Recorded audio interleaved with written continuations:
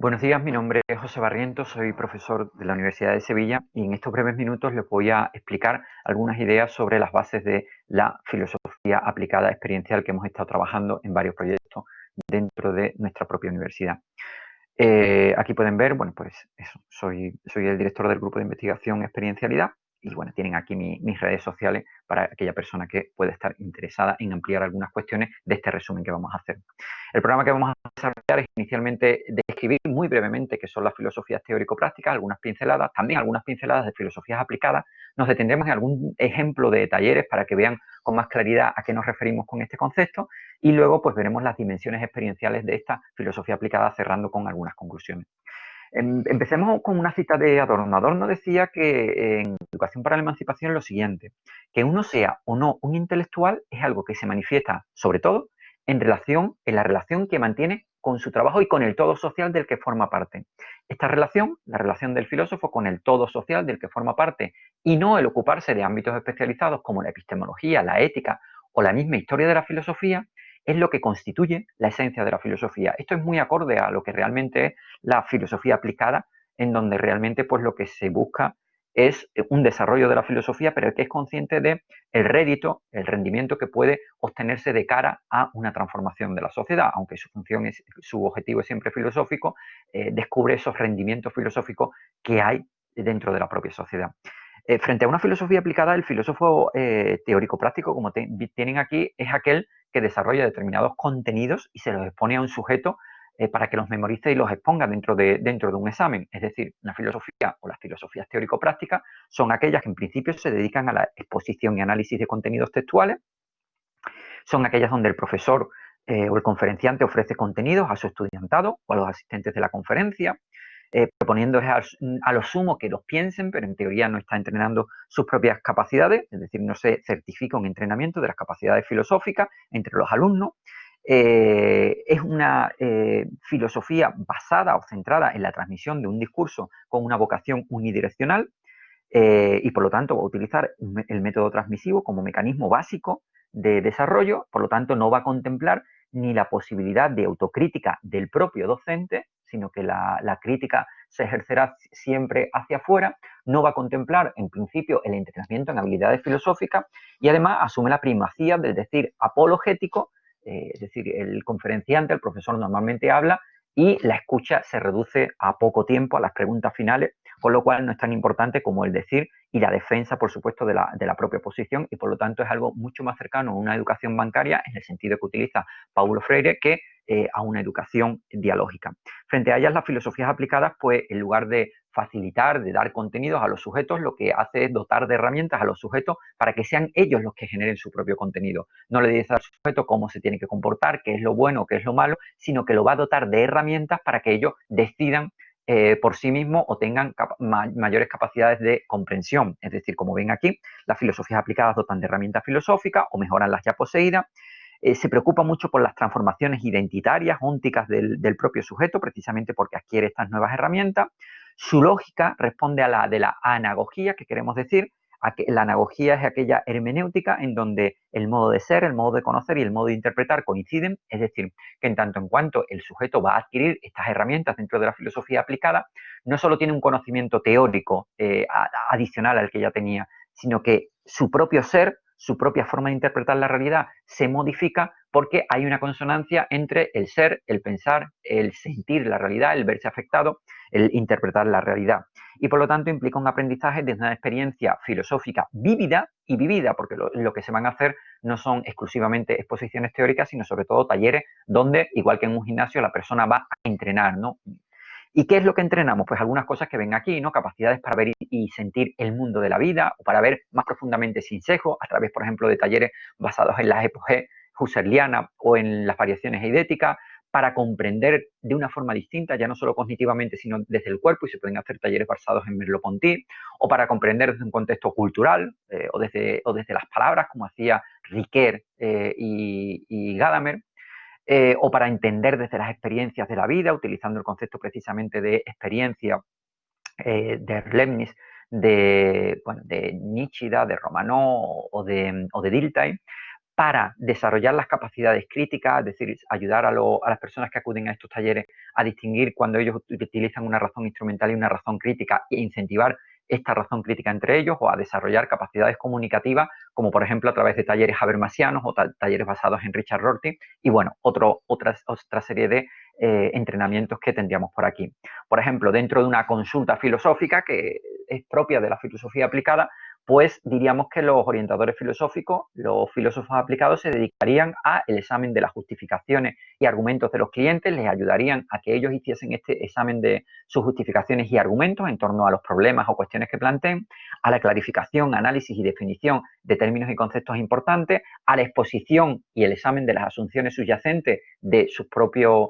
argumentos, a la exposición de los conflictos e inconsistencias dentro de su discurso, y a la exploración de las teorías filosóficas que subyacen a el problema que ellos están planteando, de tal forma que utilizamos herramientas de la lógica, herramientas de la retórica, para que ellos puedan abordar por sí mismos los problemas, las cuestiones que se le plantean. No solo se trabajan con abordajes más analíticos, más lógico-argumentales, sino que también se podrían hacer talleres con abordajes mucho más dentro de la línea continental, ¿no? Por ejemplo, aquí tienen un taller de variaciones idéticas que muy sucintamente les explico. Imagínense que vamos a intentar trabajar el concepto, el eidos del miedo. Pues lo primero que haríamos sería contemplar y explicar un caso arbitrario, una situación en donde cada uno de aquellos que están dentro del taller haya sentido miedo. A partir de aquí iríamos a casos empíricos, casos reales en donde ellos hayan sentido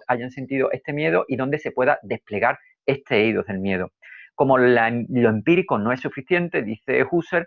tendríamos que ir también a casos imaginarios, casos que quizás ellos no han vivido, pero casos de la fantasía, casos que aparecen también utilizando la historia o la ficción, en donde aparecerían nuevos caracteres de este miedo, se seguiría desplegando el eidos del miedo. Inclusive, en última instancia, pues podríamos ir a ejemplos aberrantes, aquellos casos donde uno inclusive puede llegar a dudar que realmente existiera el miedo, pero donde tengamos claro que sí, que existe el miedo, pero son ejemplos tan aberrantes, tan monstruosos, donde la categoría de miedo llega a sus límites, como digo, para seguir explorándolo. A partir de aquí tendríamos una primera decantación de qué es esto del miedo, en donde, pues como digo, definiríamos de alguna forma o exploraríamos este miedo a partir de este despliegue que hemos hecho en las fases anteriores. No nos quedaríamos aquí porque llegaríamos hasta un momento en donde, como dice Husserl, llegaríamos al Unso weiter, es decir, a una situación en donde tenemos de alguna forma el estilo del miedo, el eidos del miedo, y aunque pudiéramos seguir añadiendo más casos sobre qué es el miedo, probablemente ya no nos aportarían nada, o nos aportarían tremendamente muy poco, porque en realidad ya hubiésemos llegado al horizonte del miedo. Como digo, tampoco aquí acabaríamos el taller, sino que añadiríamos una fase crítica, una fase apologética, donde analizaríamos y haríamos epogé de todos aquellos sesgos que todavía puedan quedar dentro de ese término del miedo, sesgos psicologistas, sesgos sociológicos, sesgos de distintas índoles, para llegar a esa dimensión trascendental, dimensión filosófica, al eidos puramente del miedo. Y en última instancia, en la última fase, pues llegaríamos a esta situación de contemplación eidética, en donde hemos abordado qué es esto del miedo, lo hemos abordado no solo desde una perspectiva de las definiciones, sino que lo hemos abordado inclusive con distintos tipos de aproximaciones como la música, aproximaciones como la literatura, porque en los casos que hemos visto en las fases anteriores, pues se habrían desplegado también ejemplos en esta misma línea. Bueno, pues en términos generales, esto podría ser un taller de variaciones eidéticas. Si la filosofía aplicada está por aquí, una de las grandes preocupaciones que tenemos dentro de la filosofía aplicada es que realmente esto provoque transformaciones dentro del sujeto. Para eso utilizamos las dimensiones experienciales. ¿Qué es una experiencia? Déjenme que se lo explique con un ejemplo. Lumarinov y Queda, en El filósofo interior, explican el siguiente caso. Uno de los relatos se refiere a Kisa Gotami, explica el caso de Kisa Gotami, una creyente que había perdido a su hijo. Abrumada de dolor, con el cuerpito en los brazos de su hijo, vagaba por la ciudad buscando un remedio que reviviera al pequeño.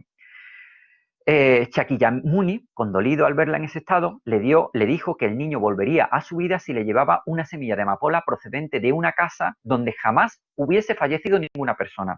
Kisa, esperando recuperar a su hijo, se lanza y recorre toda la aldea buscando a esa familia donde nunca murió nadie. Y se da cuenta de que realmente nunca no hay ni una sola casa donde no ha muerto nadie. Consecuencia, ella llega a una comprensión nueva de la realidad y se da cuenta de que el sufrimiento es inherente al sujeto. ¿Qué es lo interesante que tiene esta experiencia? ¿Qué es lo interesante que tiene este caso? Que permite una nueva comprensión de la realidad que no es solo cognitiva, sino que transforma a la propia persona. Y a eso es a lo que nosotros estamos intentando llegar. Podría haber otros ejemplos de Walter Benjamin, en el cual no me voy a detener, pero que pueden leer directamente dentro del texto. La filosofía experiencial lo que pretende es hacer estos ejercicios igual que la filosofía aplicada, pero además añade ciertas disposiciones y ciertos escenarios que van a hacer más proclive que haya una transformación en el sujeto por realizar estos ejercicios, porque nos damos cuenta de que cuando se realizan estas actividades, estos ejercicios, estos talleres de filosofía aplicada, no siempre hay la transformación en el sujeto. ¿Por qué? Porque en muchas ocasiones no han desarrollado ciertas disposiciones, aquí tienen un elenco de ellas, podríamos hablar de más de ellas, no han desarrollado ciertas disposiciones o no hemos entrenado en ciertas disposiciones que facilitarían esa penetración del conocimiento dentro del sujeto. Ya digo, tienen aquí algunas, no me puedo detener, pero como digo, las pueden ver dentro del artículo. Y además, dentro de esta filosofía aplicada experiencial, o solo filosofía experiencial si quiere, trabajamos dentro de ciertos escenarios y cierto marco. Es decir, cuando trabajamos en filosofía experiencial, no solo desarrollamos actividades, sino que desarrollamos procesos que pueden durar meses, pueden durar años, basados en metáforas como, por ejemplo, el entrenamiento. La filosofía como un entrenamiento personal donde vamos a desarrollar capacidades filosóficas que nos van a convertir en otra persona. Desarrollamos también la metáfora de la peregrinación. Lo que estamos haciendo no son ejercicios independientes, sino que estamos peregrinando con todo lo que esa categoría implica, estamos desarrollando un camino y es el camino el que nos va a cambiar a nosotros. Es el viaje, de hecho el concepto de experiencia en alemán se dice Erfahrung, que viene de Fahren, que es viaje, la raíz es Fahren, que es viaje, y ese camino no es tan en ese camino no es tan importante llegar a la meta, sino la transformación que cada una de las etapas del camino, del viaje, va a provocar en cada uno de nosotros. Esto es parte también de la filosofía experiencial. Bueno, les explico un ejemplo. El ejemplo procede del proyecto Boecio, de filosofía aplicada en prisiones, que estamos desarrollando actualmente en varias prisiones, tanto en España como en Brasil, en México, en Argentina, en Colombia. Un proyecto que se desarrolla durante 22 semanas, semanalmente, hacemos uno de los talleres y durante aproximadamente 7-8 meses aproximadamente dentro de estas sesiones. ¿Qué intentamos desarrollar? Fundamentalmente pensamiento crítico y gobierno de las pasiones. Me detengo un poco más en gobierno de las pasiones. El gobierno de las pasiones implicaría hacerse dueño de las propias acciones, desarrollar una suerte de autarquía y, por supuesto, que las pasiones no nos lleven a la pasividad, sino que realmente nosotros seamos autónomos de nuestras propias acciones y determinaciones. Y en este sentido, pues nos vamos a basar muchísimo en talleres estoicos, porque precisamente el estoico pues entendía la filosofía como un modo de vida, como una transformación del sujeto, y por lo tanto pues vamos a tener tanto talleres introductorios donde explicamos esta idea de la filosofía como un entrenamiento existencial, como una serie de talleres que desarrollan habilidades filosóficas por medio de ejercicios estoicos como por ejemplo la encrateia, la diacrisis, la prosoqué, la visión cósmica, la premeditación malorum, la gimnastique, es decir, ejercicios que aparecen tanto en los clásicos autores de la filosofía estoica como por ejemplo en las lecciones de los años 80 de Michel Foucault, como por ejemplo en la filosofía como camino de vida de Pierre Hadot o en Martha Nussbaum, la terapia del deseo. ¿Qué es lo que hacemos fundamentalmente en las sesiones? Pues inicialmente desarrollamos un ejercicio práctico, lo hacemos directamente, explicamos cuál va a ser el ejercicio que desarrollamos luego dentro de la sesión y que va a ser la base para el entrenamiento durante toda la semana, por ejemplo, la premeditación malorum, la diacrisis, que todos ustedes conocen. Explicamos este ejercicio a través de una serie de textos filosóficos que nos sirven de apoyo, incentivando que no hay un maestro, sino que todos, incluido el propio facilitador, el propio filósofo, es un aprendiz de estas propias técnicas filosóficas, pero sobre todo enfatizando que aquí no hay una diferencia entre profesor y alumno, sino que todos vamos a intentar trabajar en ese camino y todos estamos trabajando en ese camino. Se explica el ejercicio de la semana y finalmente se propone un entrenamiento en torno a ese ejercicio específico que, como decía, puede ser uno de estos. Junto a esos ejercicios hay otra serie de sesiones que se van a dedicar al pensamiento crítico y que también se van a basar en talleres prácticos. Conclusiones. Bueno, permítanme simplemente recordándoles aquello que decía Séneca, ¿no?, en las cartas a Lucidio. Él decía que la filosofía enseña a orar y no a hablar. Es cierto que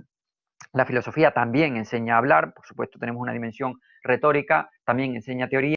pero es muy importante no olvidar esa idea de que la filosofía enseña a obrar y ese aprendizaje del obrar no es suficiente para aprender a obrar, no es suficiente simplemente dar teoría, sino que habría que dar también las prácticas. O déjenme que me quede con esta segunda cita de Hume, con la que cerraré, en donde él precisamente pues comentaba lo siguiente: entrégate a tu pasión por la ciencia, les dice, pero haz que tu ciencia sea humana y que tenga una referencia directa a la acción y a la sociedad. Prohíbo el pensamiento abstracto y las investigaciones profundas y las castigaré severamente con la melancolía pensativa que provocan, con la interminable incertidumbre en que le envuelve a uno y con la fría recepción con que se acogerán tus pretendidos descubrimientos cuando los comunique. Y acaba: sé filósofo, pero en medio de toda tu filosofía continúa siendo un hombre. Creo que esto es una llamada interesante para el trabajo que hacemos en filosofía. Hay que desarrollar la filosofía, hay que desarrollar metodologías filosóficas rigurosas y serias, pero hay que incardinarla, o por lo menos la aproximación que hace la filosofía aplicada es incardinarla dentro de una realidad y fomentando este entrenamiento dentro de consultantes y las personas que están dentro de las propias sesiones. Como digo, hemos desarrollado básicamente las filosofías teórico-prácticas, nos hemos introducido en las aplicadas y hemos acabado con las dimensiones experienciales de esta filosofía aplicada. Y nada más, les dejo aquí mi correo electrónico y si quieren pues también mis redes sociales donde pues podrán encontrarme. Muchas gracias.